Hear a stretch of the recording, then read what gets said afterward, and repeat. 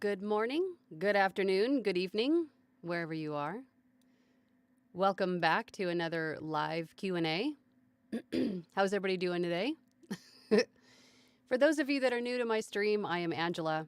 I am a full-time voiceover artist and audiobook narrator, and my channel is dedicated to those of you that are just getting started out in this wonderful world of voiceover and audiobook narration. And through my channel, I share with you some techniques and tips and tricks that I use every day in my own voiceover business, and I answer your questions. And I try to do these lives every week. So far, I've been doing very good at holding these every week, so hopefully we can keep that going.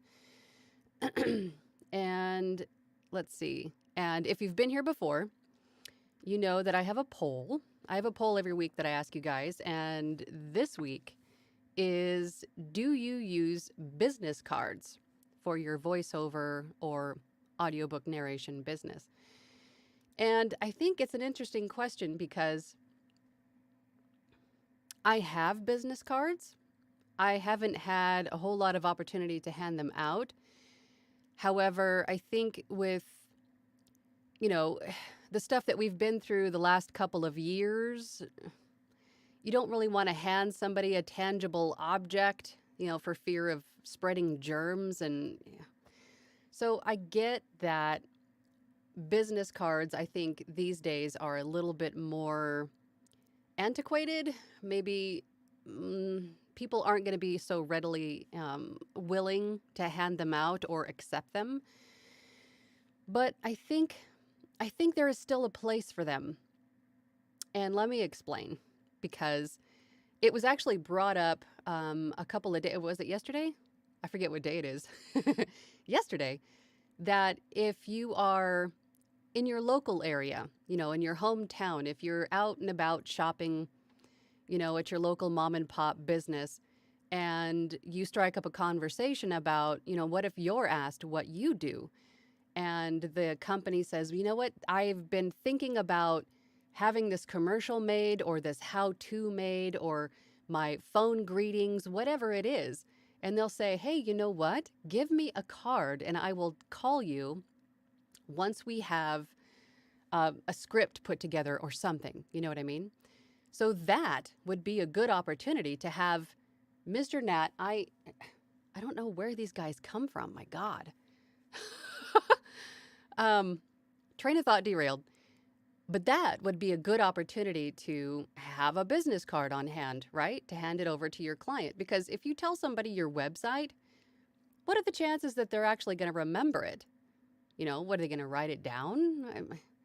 I think that would be a good opportunity to have a business card for someone to have your information handy and to reach out to you at some later date. Now, granted, most of what we do is online, and I get that, but I think having business cards, I think, is still a worthwhile investment. But if you're a hermit like me and you never leave the house, then maybe not. But I think in those off chances that I'm out and about meeting people and networking not on purpose, right? If you have these serendipitous moments where you're meeting someone face to face and you have a business card handy, I think that is a good thing to have on your person, for those instances. But let's see what everybody else says. So far, we have about 20 votes, and 20% of you say yes, 60% say no, and 20% say not yet, but I plan to. I have business cards, but I think they are in dire need of updating. I think I can do a whole lot better with them. So I think that's something I'm probably going to work on here shortly. Also, side note, I also have a keychain that my sister makes. She has a really great Etsy store, Scoot and Lou. And the keychain has my logo on it and a QR code. And the QR code takes that person right to your website. So that could be another good opportunity to have something on you where you can share your information quickly. So talking to that person over the counter at your mom and pop, you pull out the keychain and they snap the QR code with their phone. They're instantly right at your website. So that is another thing to consider. But I think having information on you and readily available to hand out to others is is a great idea, I think. Let's hop over to the chat. Wow, thanks guys. Thanks everybody for being here. It looks like we've got about 20, 24, 27 people here. That's awesome. Thank you so much for taking time out of your day and hanging out with me. All right, let's go from the top here. Pritchard's Book Cafe. From Stephen in St. Joseph, Missouri. I've got a room and basement completed for recording. Specifically, where can I go to sell my voice? Specifically, children's books, cookbooks, and religious. There's quite a few audiobook distributors. If you are, I'm not quite sure if you have written these books or if that is specifically the types of books that you're looking for to narrate. But if you're just looking for books to narrate of this type, you could go to ACX. There you can audition for specific books. You could also have your profiles on sites like voices.com, Voice123, Fiverr, Upwork to narrate those specific types of books. You could also have a profile on Findaway Marketplace. There's Ahab Books. There's a ton of different audiobook distributors that you could reach out to and ask if they have room on their roster and sign up and create a profile there. There's a lot of different avenues for narrating audiobooks.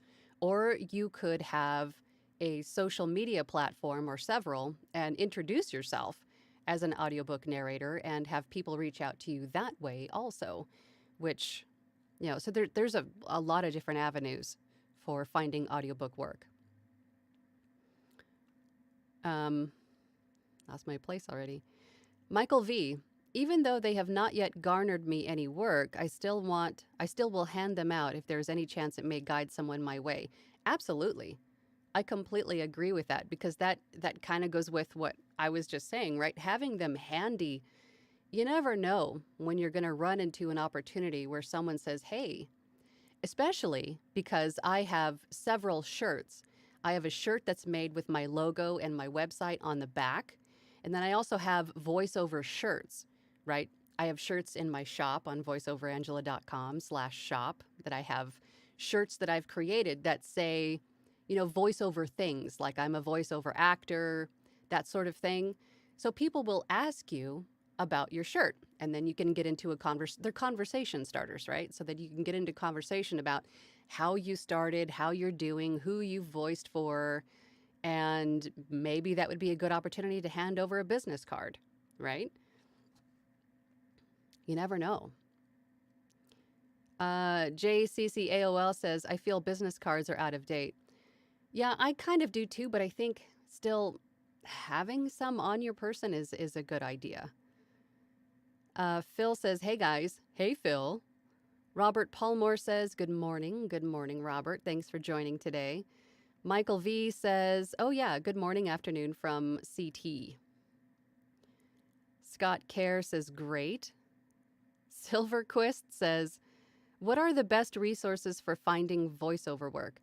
There are tons of resources for finding voiceover work.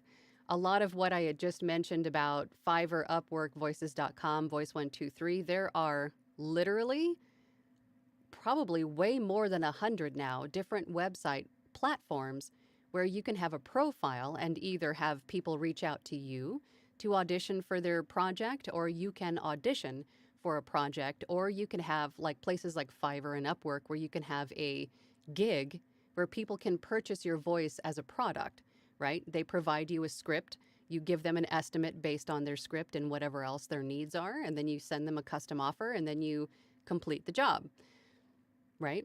Or you could, again, get onto social media and introduce yourself as a voice actor or audiobook narrator. And it doesn't have to be, hey, look at me, look what I can do, all your content. It could be, inspirational posts. It could be information about how the process of voiceover is done or how the process of creating audiobooks is done. It could be some snippets of you behind the scenes narrating an audiobook because people like to see how things are done, right? And then maybe some comical quips. You never know. Just think outside the box and create a social media platform where everybody knows, can clearly see what it is that you do, and people will reach out to you. They will. This is a great way to advertise for yourself, and all it really costs you is a little bit of time, maybe a little creativity in creating the videos, but you know, you don't have to send out ads or anything. I mean, you could, but, and then there's also marketing. You know, there's email marketing, there's cold calling, you know, all of the older ways of finding sales, they still work, you know, but most of these places just cost you time. Some of the websites do cost you a membership yearly or monthly fee. Some of those sites will take a percentage of every job that you do. Everybody's got to have their piece, right, for performing a service to you as the seller. But, you know, there's tons of resources for finding voiceover work. Robert Palmore says, raining in Texas. Nice break from the heat. That sounds amazing. I think it's 83 here in Phoenix right now, 9 o'clock in the morning. I think it's going to be hot today. I think we're going to hit, I think I saw 106 on Thursday. Yuck. But the rain, when it's raining and it's hot, it doesn't really cool down, or does it in Texas? I think it still stays kind of hot and moist, right? Stephen Lyon says, hi, Angela. Hi, Stephen. Pricing question. In particular, getting more requests for longer projects. One was for an e-learning project, dubbed and synced. 10 hours, how do you price? I would check out, I think I have his link in the description of this video of Vio's Journey. On his website page of viosjourney.com, he has a rate guide, right? And that rate guide that he has on his website is broken down by different types of voice projects. There's audiobooks, there's commercials, there's dubbing, there's e-learning, and then it's broken down into beginner, intermediate, and expert. So I would highly recommend, and that goes for any of you that don't have a price rate card created, to take a look at some of these resources like Anthony's of Vio's Journey's rate guide. And then also check out GVAA. They have a rate guide on there as well. And come up with your own rate guide, your own rate sheet. And that way you can reference that when you have pricing or quotes, estimates to deliver to customers. But generally, voiceover is by word count. Some voice artists even work by hour, and some do a combination of word count for the script, and then they'll also add on studio time. And then, of course, there's always commercial rights, full broadcast rights, you know, usage rights for your voice, depending on where it's going. So there's a lot of variables in determining your rate guide or your rate card. So definitely look around at some of the different rate guides that are available, like the ones I've mentioned, Vio's Journey rate guide, and then GVAA. Those are some great places to start to develop your own rate card and go from there. No, I lost my place again. Andy B says, hello, Angela. Hello, Andy. And everybody, just checking in. Thanks for stopping by, Andy. Let's see. Sarek the Great. Hi, everyone. Hello, Sarek the Great. Robert Palmore says, there's no net. It's just your imagination. It's all in your mind, I think. Well, you guys can't see it, and that's fine, but it's like, it's hovering around the ring light. Well, it's gone now, but I swear to you, there's a gnat. I don't know how they get in here. It's so irritating. I promise. Michael V says, have you considered starting a Discord server? You know, I've had somebody else mention that to me as well, but I think I am already in so many different places where people can contact me and chat. I don't know if I can handle another one, right? Because I have a group chat on my Facebook group. I have a group chat on my website. I have all my social media platforms where people can reach out to me. Here on YouTube, and then I have Fiverr, Upwork, and all the other voiceover job websites that I'm on. There's a lot of different places that I have to check to answer questions and to check in, and I don't know if I can handle one more. But I can see the benefit of it for sure. But I don't know. Jury's out on that one. Robert Palmore says you can download an app to generate a QR code business card with all kinds of stuff on it. Yes, you can actually. I want to say that you can even do that on Canva, but I'm not 100% sure. I saw that as an added feature somewhere.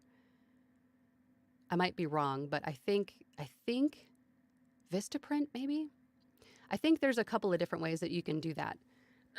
Excuse me. And then also if you go on to Fiverr, a place like Fiverr, you could probably find someone who can create a business card template for you with an integrated QR code. And then they send you the template, and then you upload the template to wherever you print your business cards and then have your business cards printed. So there's a few different options for that. But yeah. John Popovich says, "Good morning, Angela. Good morning, everyone. I think business cards are great when you're out and about locally, or what about if you go to a book fair or broadcast convention of any kind?" Absolutely. If you go to really any kind of convention, like if you go to like a Comic-Con or, God, there's tons of them where voice actors might be needed at some point in some sort of capacity. So I think having them on you is definitely a good thing to have if you're out and about. Absolutely. Good point, John. Sarah Wright says, "Hello, Angela and everyone." Hello, Sarah. Kirk is here. Hi, Kirk. Good afternoon, all. I like that you're flashing us today. The sign, I mean.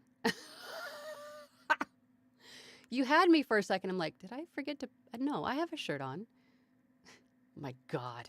Yeah, the sign behind me. Yeah, I thought I would, spice things up a little bit today and have it do its little color chase. My God. One more day of quarantine for me. Oh no, oh my God, I hope you're starting to feel better at least. Mark Flores says, business cards are a good idea. Another tool in the voiceover tool belt. For sure. For sure. And again, like 90% of what we do is online. But in the off chance that you're somewhere local, and again, if you go to conventions, it's a good idea to have them.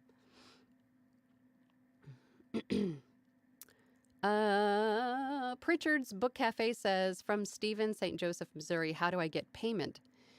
Well, most of these websites that we talked about earlier have the ability to, not all, but some of them will collect the funds from the buyer and hold them in escrow until the job is complete and the buyer is satisfied, and then they release the funds to you. Or you could use QuickBooks and send invoices that way, or PayPal Business and send invoices that way. It really just depends on which platform you're working with and how you're collecting payment. But that's typically what I do. I usually use either PayPal Business or the website that I'm using to find work will collect the money and then release it to me when the job is complete. Briscoe VO. Hi, Angela. Good to see you again. I do have business cards, but rarely hand them out. I will take some to Mavo in the fall. I didn't even put my glasses on. Question, how often do you seek coaching and who are you working with now? I had a year of coaching with Anthony Pica on A VO's Journey, and I'm not working with anybody right now. I'm actually mentoring people right now, but I'm not working with anybody for training. I do want to, in the near future, I would like to reach out to maybe Anne Ganguza for some e-learning training. My ideology is never stop learning, never stop training, never stop improving your skills. But as it sits right now, I'm a little busy to fit in some training time, but I definitely would like to. I think it would definitely be a great investment to sharpen some of my tools, right? Here we go. Scott Kerr. Any tips on mic placement to reduce plosives? Also, how do you resolve sibilance? Maybe an effect or EQ tip. For long form, adjusting amplification for each one is tedious. It is. I think from just what you're saying, I think in terms of adjusting the amplification for the sibilance, there are plugins, and I think Adobe Audition also has a DS. I'm trying to remember. I have so many plugins, it's hard to keep them straight, but I have the whole Isotope RX7. I have a couple of versions previous, but the current version is RX9. But that is a whole host of plugins that pretty much handle anything voice actors can throw at it, which is the issues that we typically have, like sibilance, room noise, mouth noise, things of that nature, plosives even. So there are some effects that you can purchase, plugins from either waves.com or from Isotope, that can reduce plosives and sibilance. But I always want to correct a problem at its root instead of adding effects, because you really don't want to add effects if you don't have to. Because if you're adding effects, you're basically just putting a Band-Aid on something. And the more effects that you apply will end up distorting or just, being destructive to the natural sound and tone of your voice. So to answer your question about mic placement, I think mic placement is really going to help you reduce plosives, and to solve that problem at its root. And for me, I know I'm not really positioned correctly, but if you can have your mic sort of off axis, or if you have a pop filter, I don't know if you guys can even see my mic, but this here on my Sennheiser is a pop filter, and it's got layers of mesh in it. So when I talk past it, because, when you're speaking, you have little puffs of air that come out of your mouth, and those are what plosives are. So if you're speaking past the mic, the air is going past the mic, not into the mic. That will definitely help reduce plosives. Also, these pop filters, to go back to the pop filter, the layers of mesh will help diffuse some of that air before it goes into the mic itself. So mic placement is important for reducing plosives. As far as sibilance goes, I am very sibilant. I had to teach myself to speak less sibilant. And that is really, I think, maybe bringing my my teeth not so close together. I really had to teach myself to speak, to not be so sibilant. But if you can't, there are plugins that you can use to reduce plosives and sibilance. But if you have modulation in your waveform, that's, if you have peaks that are way too high and lows that are way too low, you can use a little bit of compression to help bring those highs and those lows a little bit closer together, so your waveform is a little bit more uniform. That is especially helpful with audiobooks, because, for audiobooks, we have to stay within a certain volume range for our voices. So a little bit of compression will help to bring everything a little bit closer together, closer to that range. Side note.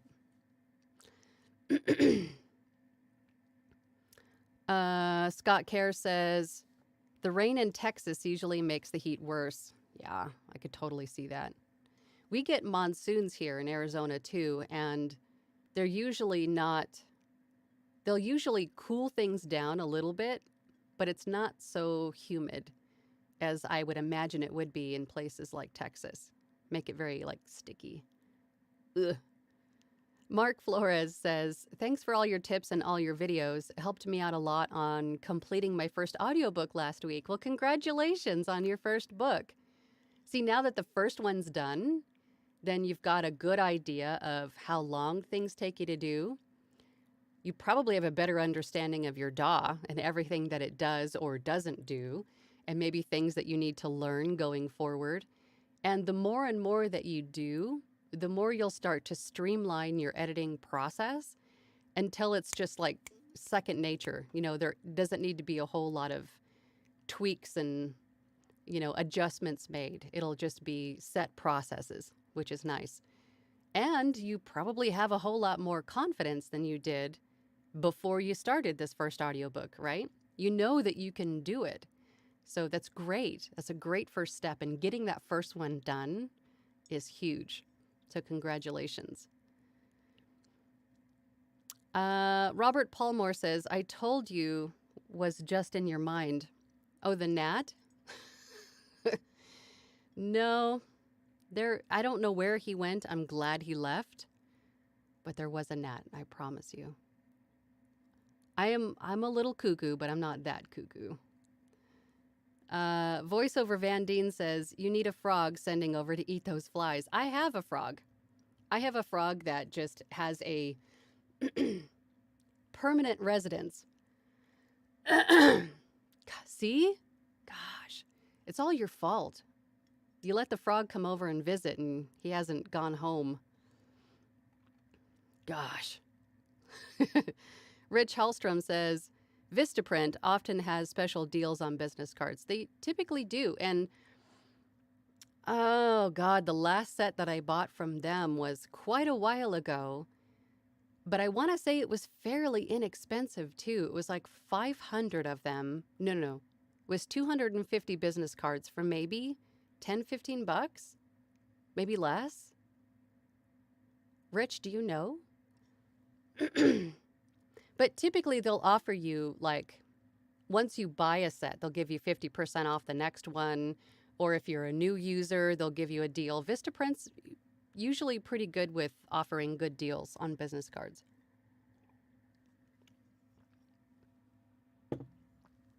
You know what? Let's take this opportunity really quick to go over to the poll.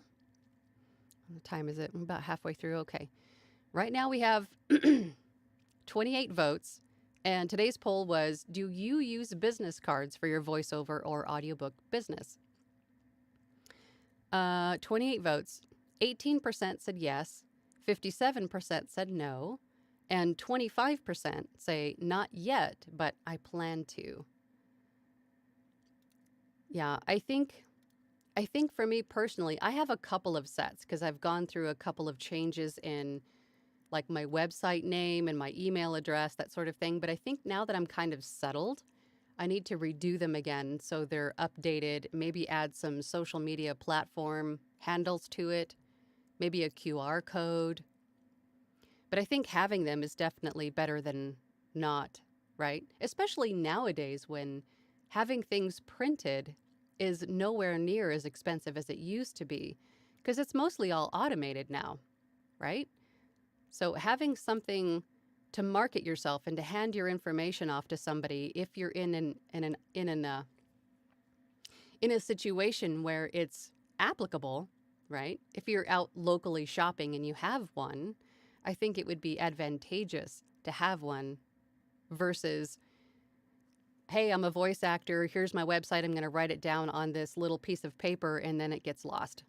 If someone's looking at a business card, it also adds to your credibility, right? Because you're not just writing something on a piece of paper. You have an actual business card that's got your name, voice actor or voice artist, audiobook narrator, whatever it is, a QR code. It's impressive. It is. And it gives you a little bit more credibility than versus just, here's my email address, or my phone number.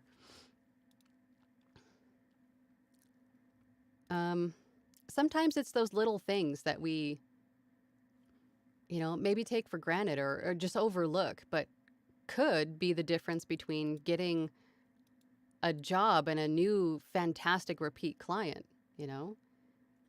Long story short, I think having them is a good thing.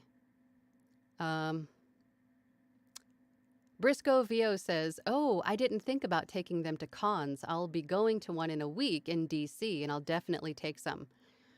What con is going on in DC in a week? I'm not, up to date on all the schedules of all the cons, but I think having some with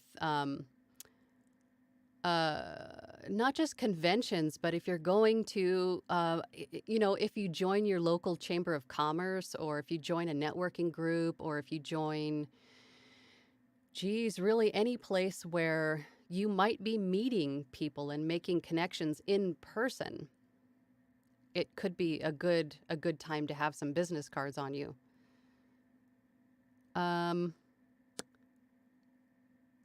Sarik, I'm sorry if I'm butchering your name. Sariki the Great. Did I say it wrong the first time or this time? Great tip about mic placement. Thanks. You're welcome. And again, I'm sorry if I butchered your name. Sarah Wright says, I bought 2 mics, Dynamic Shure 58 and a shotgun. The shotgun one sounds better, but I'm worried about external noise. Does it make that much of a difference if I use the Shure 58 instead? The shotgun mic, much like my Sennheiser here, which I don't think you guys can really see in the picture, but shotgun mics are designed to pick up exactly what is in front of it, whereas some of the other dynamic mics have almost like a heart-shaped pickup pattern. So they will pick up, the dynamic mics will pick up a little bit to what's to the side, so you can really get animated in how you move and it'll still pick you up. However, a shotgun mic will only pick up what's directly in front of it. There's not so much of a pickup pattern to the sides, to the back. It's designed that way. So if you think about watching any kind of television series, right, and they have a mic overhead of the actor, this is typically what they're using is a shotgun mic, not necessarily always the Sennheiser, although this is the choice for many different TV shows and such. But because of that, if it's positioned directly over the actors, it'll pick up directly what's in front of it and not so much, all of everything else going on around it. So shotgun mics are great for reducing ambient noise in your room. And that is exactly why I have this particular mic, because I do have a little bit of ambient noise in this room. I have a very loud computer right outside my door. And then I also have a children's playground about 15 feet away. Goodness, excuse me. About 15 feet away from my studio, I have a children's playground in my complex. So having a shotgun mic to pick me up, in front of it is definitely going to work better for me in my space. But I would say for you, I would choose the mic that you think you sound better with, that maybe picks up less noise around the room, which, in theory, it should be the shotgun, but really choose whichever microphone that you think works better for you. Do a couple of test recordings with each microphone. Use the same copy, so the words that you say are exactly the same, and then compare the two. Is one noisier than the other? And also, every microphone has its own self noise. So, check the 2 different files and see which one sounds clearer, which one sounds, makes your voice sound better and has the least amount of ambient noise. And then choose that one.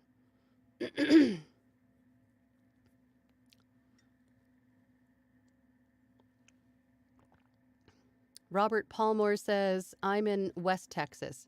Houston gets so bad when it rains. Feels like someone is standing on your chest with high temp and high humidity. Yuck. Best of all, no gnats. Yeah. I doubt it's the same gnat, but I might have to give it a name. I need some names for my gnat. Harry X says, for project budget, royalty share, can I also ask for an hourly fee? For audiobooks, if we're talking about audiobooks and royalty share specifically, you could ask for what is called royalty share plus, which is sort of a hybrid between per finished hour, which is a pay for production where you're paid for every finished hour, and royalty share. So you'll get typically a smaller amount for the per finished hour and then royalty share on top of that. So you could, let me give you an example in case you're unfamiliar with royalty share plus. Let's just say that your per finished hour rate is $200 per finished hour. And a finished hour is roughly 10,000 words, narrated, edited, formatted, and mastered, right, to fit ACX's standards, completely finished 1 hour. If you wanted to do royalty share plus, let's say that would be $100 per finished hour plus royalty share. So you would have a flat fee for every finished hour that you create, plus the royalties on every sale of the book going forward for 7 years. So there is royalty share plus that you could ask for if you don't just want straight royalties. If you don't, if you're uncomfortable with just depending on the royalties from the book.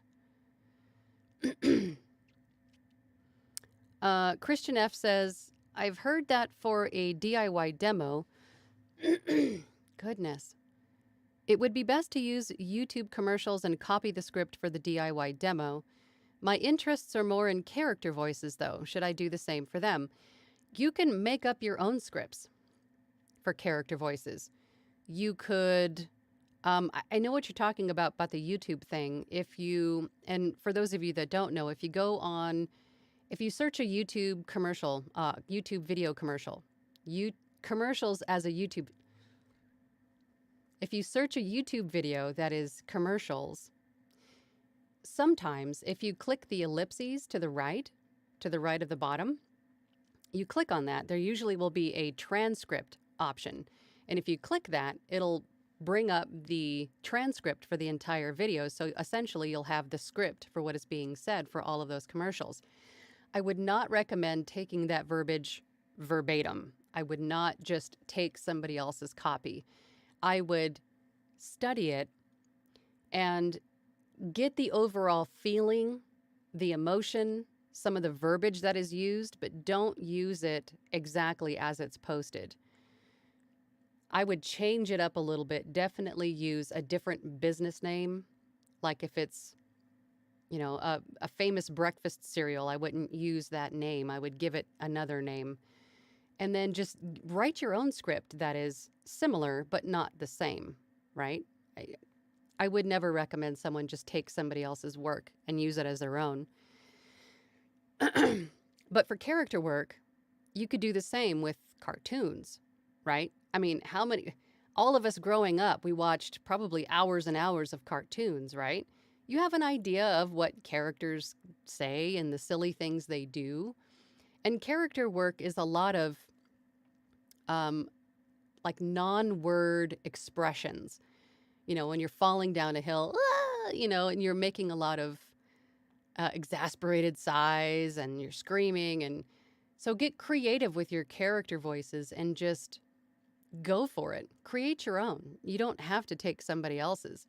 Use what's in your own head and make it unique to you. And that way, that will help you to create a character that you can sustain with your voice, right? One thing that you could also do is maybe if you're thinking of a type of character that you can do and visualize that character in your head, right? Who does this character sound like to you? What do they look like? And then if you Googled a description, right, and you're probably going to come up with tons of different images, pick an image and really look at it and go, you know what? I can totally give this guy a voice or this girl a voice or, this animal, whatever it is. And then perfect that voice and then give it a dialogue. You don't have to take somebody else's or rely on what already exists to make your demos. You can get really creative with them and make them your own. Troy's here. Hey, Troy. Hi, AO. Hey, Troy. Thanks for joining. Professor Tracy says, greetings from Minnesota. Keep the frog at bay. I'm trying. He just will not leave. Sarah Wright says, I did tests with the shotgun Audio-Technica 87.5R, and it seemed to pick up the outside noise too, but the dynamic one didn't. However, the dynamic one wasn't as full sounding. Yeah, I don't know much about the Audio-Technica, but typically shotguns only pick up what's directly in front of them. Maybe that's why it sounds a little bit fuller. It's not as airy because the pickup pattern is like laser focused. But, choose whichever one sounds best for you. Rich Hallstrom, oh gosh, I just lost you. Shotgun mic is much better than a dynamic mic. Dynamic mics give you some echo in certain situations. Yeah, shotgun mics are good for reducing reverb in your room as well because, again, it's only picking up what's directly in front of it. But if you still have a lot of, bare walls around where you're recording, then even when you're speaking and your voice bounces off this wall and bounces off the wall behind you and into the microphone, you're still going to get a little bit of echo. So treating your room, regardless of what microphone you choose, treating your room is always going to be your best option for reducing echo.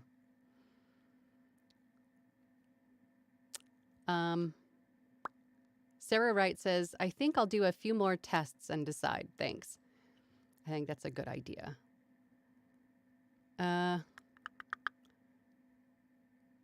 Sureki?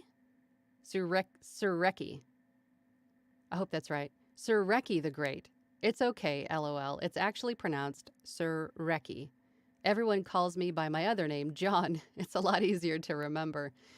Now I'm going to have to remember Sureki is John. That might be more tough for me.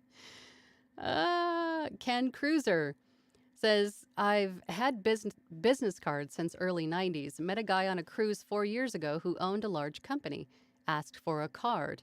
I ended up doing the VO for his in-house training vids. So yes, you never know. Thank you for sharing that because you make my point perfectly. It's always great to have business cards on hand. Patricia Kohler says, Natalie the Nat.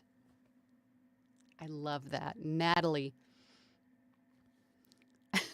Robert Palmer says, Natalie, Nathan, and naturally. I like Natalie, but spelled with a GN. Natalie the Nat. That is hilarious. VoiceOver Van Deen says, Nat the Nat. Oh, you guys are great. Rich Hallstrom, gosh, says condenser mic is better than a dynamic mic, hands down. Yeah, there's a lot of mic enthusiasts probably in this room. So saying one is better than the other is, I'm not going to do that. I'm always going to say do what is best for you because our voices are all different. Mics are different. Your room space is different. Everything, there's too many variables involved in each person's recording space where you can't just say, use this mic, right? There's too many variables. But what works best for me so far, and I've had this Sennheiser for 3 years now, and it's never let me down. I'm always going to, recommend the 416, the Sennheiser 416, but it might not work best for you, right? So you have to really just try it out and see how it sounds. Michael V says the 416 has a hypercardioid pattern as opposed to a cardioid. How about Nathaniel the Nat? I love that too. Natalie and Nathaniel. Now I'm going to have to choose which of those I like better. Harry X says, you answered perfectly. Thank you. You're welcome. JCCAOL says, I could think of a name for your Nat, but I want to keep your show family friendly. That being said, would you consider adopting a spider? They like gnats, if you know what I mean. I'm sure there's a spider or two in here somewhere. But you know what? I don't really have a problem with bugs. I'm not like, bugs don't really freak me out. The only thing that I do not want in my house is a scorpion. And so far in this house, I have not seen one yet, knock on wood. Other places here in Arizona that I've lived, I've seen scorpions, but not here so far, thankfully. But yes, I would not be opposed to adopting a spider if he could eat my gnats for me. Sean Lester 007 says, do you do personal projects like narrating a poem or book for a grandchild, friend, husband, etc.? I have not. I have not done any kind of projects for other people or for myself. I mean, apart from, my courses aren't really voiceover projects. well, no, I take that back. I have another channel that I started to narrate books in the public domain for to help people fall asleep. I have yet to add any more to it yet because I've just kind of been a little bit busy. But I think that is about it, maybe. But nothing for other people, really. But that's a great question. Pritchard's Book Cafe says, you froze up for 5 minutes. Would you suggest having high-speed internet for any purpose? I actually have, my internet is directly plugged into my computer from the modem. I don't use Wi-Fi because that could happen, especially if you're going to be doing any kind of live directed sessions with a client. You want to have crystal clear internet connection. You don't want to have any kind of freezing or interruptions or anything like that. So you definitely want to have high quality internet and have it hardwired directly into your computer, right? Running from the modem directly into your computer. But as far as high speed internet, I couldn't tell you. I don't have the highest speed internet, but I think the thing for me was just having it plugged directly into my computer and not relying on Wi-Fi because it's spotty. Sometimes you don't always have the best connection with Wi-Fi. Christian F says, thank you for your answer, Angela. You're welcome, Christian. Isabel Aguilar says, hello. Do you use reverb in some meditations or other effect? Which one of all in Adobe Audition? I tried to ask last week, but wrote before the video started. Thanks for telling me to ask again. Oh, that was you. Thank you for asking again. I did see something that said something about meditation, but my pinned post was covering you and I couldn't see the question. So I'm so glad that you came back and asked again. I do for some meditations. For some of my clients, they just want regular old meditations, me just speaking softly and calmly into the microphone. Some have music added. And then in Adobe Audition, using multi-track, I'll usually do a ghost effect where in track 1, I'll have the recorded meditation. And then in track 2, I'll kind of offset it a little bit and then lower the volume and then add I think it's called a studio reverb. I think it's angel whispers or something like that I use, which is very, very soft. So it's almost or even affirmations, I get this asked too. If you're doing affirmations, then you have a ghost effect where you have the same recording on track 2, just a little bit offset, and then you add a little bit of a studio reverb, and then you lower the volume. So it's be proud of yourself. And then it goes, be proud of yourself, right after the first one, and then so on and so on down the line. But I have used that to answer your question.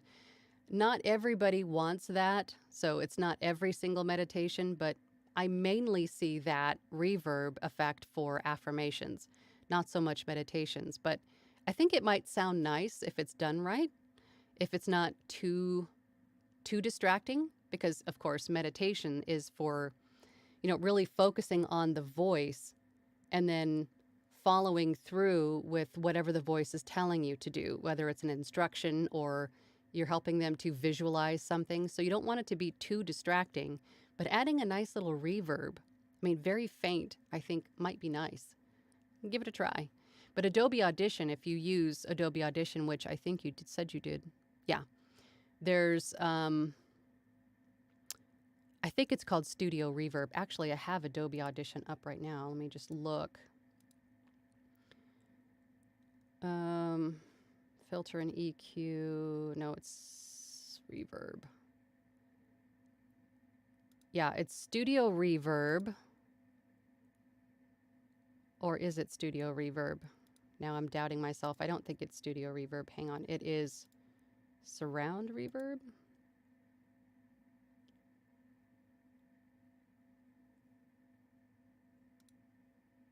Oh boy. Sorry, everybody. Hold on.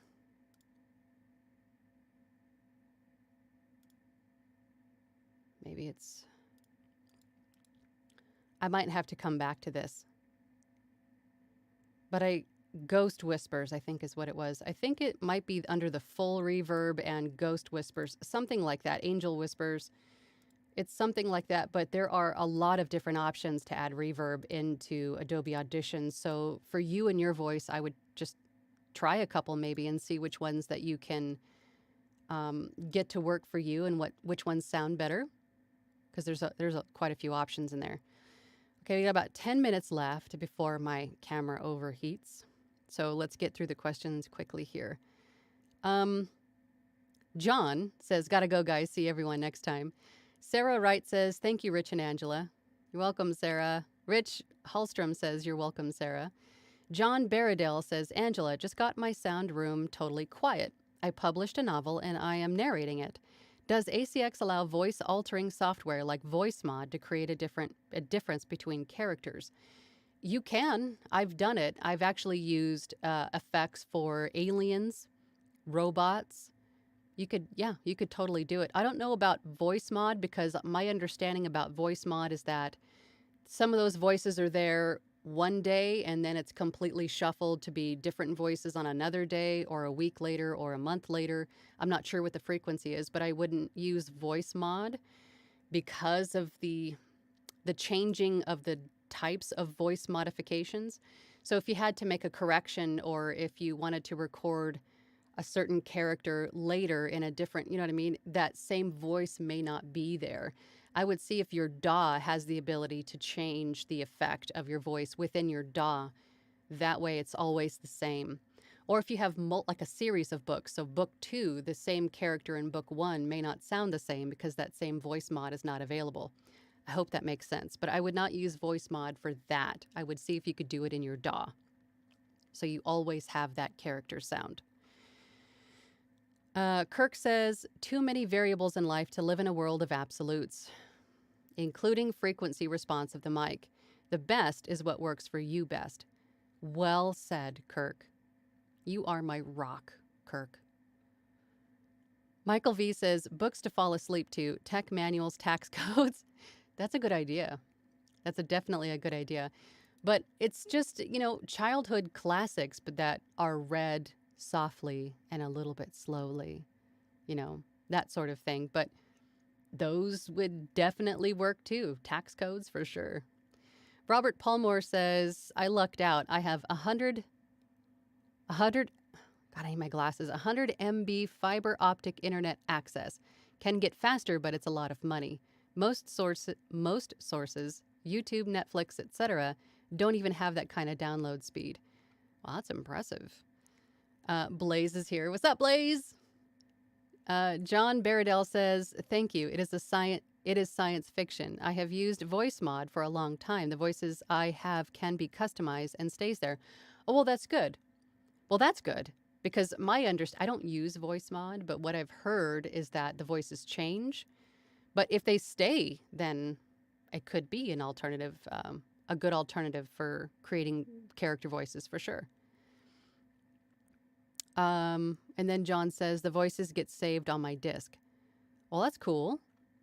Well, good. I stand corrected. I guess VoiceMod doesn't do that. That might be a good tool to have for changing your voice then. Thank you for sharing that. Okay, back up to the poll really quick, and then we'll probably say goodbye. The poll again was, do you use business cards for your voiceover or audiobook business? We have 39 votes, and only 18% of you at this point said yes. 51% say no, and 31% say not yet, but I plan to. And again, my stance on that is, if you can find a good chunk of business cards for, maybe 250 of them, maybe 100 of them for a relatively low amount of money, I think it would be a good investment to have them on your person. Because again, if you're going to a networking event, to a convention, to a con, if you're going to Comic-Con, or if you're going to your Chamber of Commerce, if you're going to join that, it's good to have a tangible object with all of your information on it to hand to someone. If you're shopping locally at your local mom and pop store, and then you get into a conversation about what you do, and they say, hey, I've been thinking about making this commercial or this how-to tutorial or whatever it is, this IVR, phone messages. And then that way they can reach out to you via your card. And your card can have a QR code on it that goes right to your website. You can have all of your social media on it. And I think having a business card does add a little bit of credibility. It's not like you're just some sort of a scammer guy walking in and just saying a bunch of stuff, but having the card to back you up with a legitimate website on it and legitimate email addresses and voiceover related handles for your social media. I think all of that just adds credibility and a little bit of a touch of professionalism, I think. And I know a lot will say that the business cards are antiquated and they're obsolete. No one really uses them. But what if you were in a situation where someone asked you for one, like the gentleman that mentioned the cruise? He's on a cruise and was speaking to someone who owned a business, and then he ended up being a client because he had a business card. He handed that person a business card. I think having them is better than not having them. Like I always tell my son, it's better to have this thing and not need it than to need it and not have it, right? So that's just my take on it. That's my 2 cents. But I think, Professor Tracy says cheap cards are Vistaprint. Yeah, I think Vistaprint has some pretty good deals on business cards, and I've ordered from them many, many times for my own business and for a previous employer, and they've never really let me down. They've always had great quality prints for relatively inexpensive too. And then once you purchase something from them, they'll send you discount codes like all the time. So Cosette says virtual business cards are always an option too. Yes, absolutely. But I think in addition to virtual business cards, having a tangible card, because some people are still old school, I find. They still keep a bunch of business cards in their wallet for future use. So being on somebody's person, even if that person that you'd given your card to is having lunch with someone else, and that someone else says, hey, I want to do this commercial, and they go, hey, I just met this voice actor. Here, let me pull it out of my wallet. Here, call them. You never know. It's just another opportunity to make people aware of who you are and how to contact you. Blaze says, it's better to be a warrior in a bakery and a baker in a war. Well said. Thank you, Rich. Yeah, Vistaprint is 100 cards for $17. That's really not bad at all. And then, of course, you can get fancy with those cards, too. You can have front and back. You can have it glossy. You can have it just about any color you can think of. And it's kind of fun to get creative with your business cards and create a template on Vistaprint. Or, again, you could go to a place like Fiverr and have someone create one for you for a couple of bucks, right? $5, $10. I don't know how much they are, but I'm sure it's relatively inexpensive. And then, they send you the template, and then you upload it to Vistaprint or wherever and make a business card. Okay, I'm rambling now. All right. So, hang on, one more comment. VoiceOver Van Deen says, QR code on its way by email as compensation for me sending you the frog again. It links to your services page. Let me know if you want it for somewhere else. Oh, awesome. Thank you. You guys are awesome. And once again, thank you, everybody, for taking the time to hang out with me and everybody else here in the chat. I really appreciate the time you guys take to hang out and ask questions and answer each other's questions. There's nothing like this voiceover community, and I'm so thankful to be part of it. And I know there's more interesting things playing on YouTube right now, with the whole trial. I don't know if you're following the whole, JD and AH trial, but I know that's going on right now. So I appreciate you guys at least stopping by and saying hi. So I guess I will see everybody next week, and everybody take care, and we'll see you next week. Bye.